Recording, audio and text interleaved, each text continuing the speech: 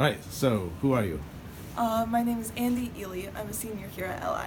Okay, so you chose to do this podcast class. Why?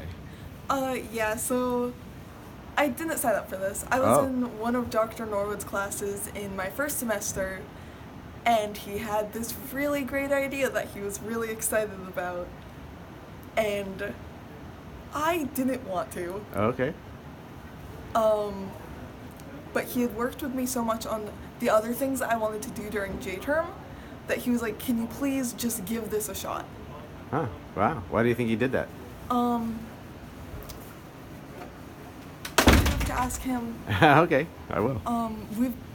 He knows that I was the only other person in our class in semester 1 who listened to like Radio Lab and stuff like that. So it may have been that. It may have been the personality thing. I don't know. Okay. And I'm curious about the answer myself. Okay. So you got into it, and now it's 3 weeks later. Mm-hmm. So what happened in this class? Well, it started off very slow paced. We thought that we had all of this time. Dr. Norwood even suggested that we might have time for multiple podcast episodes. And now we're desperately trying to finish this one. Yeah. So we went through a lot of ideas. And they were good ideas.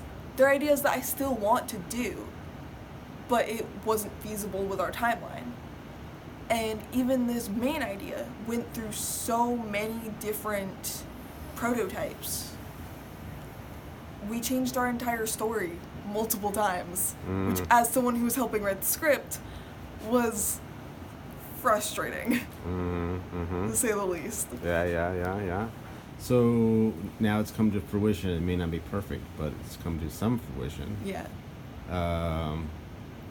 What'd you learn? That I still don't know how to make a podcast, really, because I was only one part of this team, and I couldn't do this on my own. But I learned a lot about leading people, because we were thrown into this group of people, and most of them were very quiet, and most of them were scared of making decisions.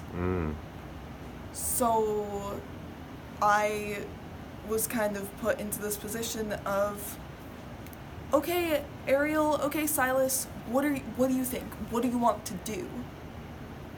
And I learned that I have ideas that are worth listening to, which is something that I've never thought about before.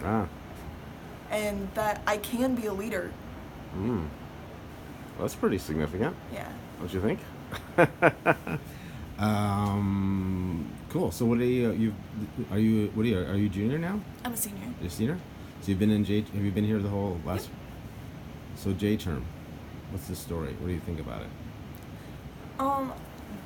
I didn't learn why we were doing Jterm until this year, actually.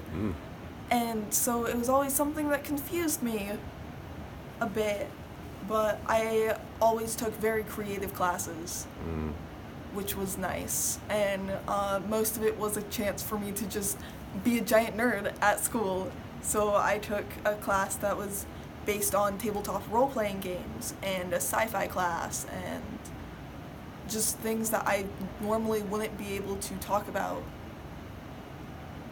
on a normal school day. Yeah. So what was your favorite class? Out of all 4 years? Yeah. Well, this year this was sort of the deal I had with Dr. Norwood.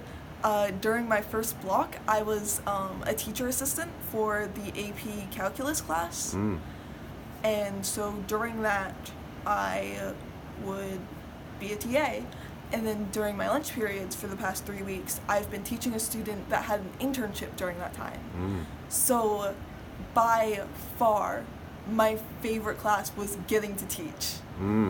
And I've discovered that I really enjoy teaching, which is horrifying when you've already applied to college. So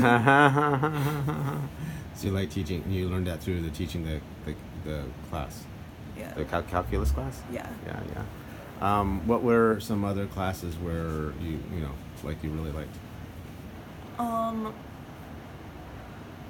there's this class that I've taken it twice now. It's called Storytelling Games, and it's based on investigating the communal storytelling aspect of D&D and similar games. Mm-hmm. And I'm been playing D&D a long time. Yeah.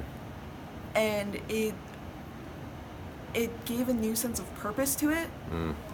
That it wasn't just something that you do with your friends, but it's something that actually makes a story, that makes a world, and it can explore new ideas. Yeah. So, is there a way you would argue that having something like Jterm for students, at least 2, if not 3 weeks, if not longer in the school year, is actually advantageous for them? Is there? I do think so. I think there needs to be some kind of reform within Jterm, because it's not perfect. And a lot of my classes I haven't gotten that sort of epiphany that I'm learning something meaningful. And I think a lot of that stems from the fact that many of the teachers, when they're designing their Jterm courses, don't know what we're trying to do. And that's why I really like what we've decided to do with the Ally Podcast Project. Because now, hopefully, they listen to it and they can design next year's courses with these goals in mind. What's the goal? To prepare students for the future, to get out of this educational rut that we've been in for 200 years. We're not factory workers. We shouldn't be. So how is this class and some of the other classes helping you prepare for the future?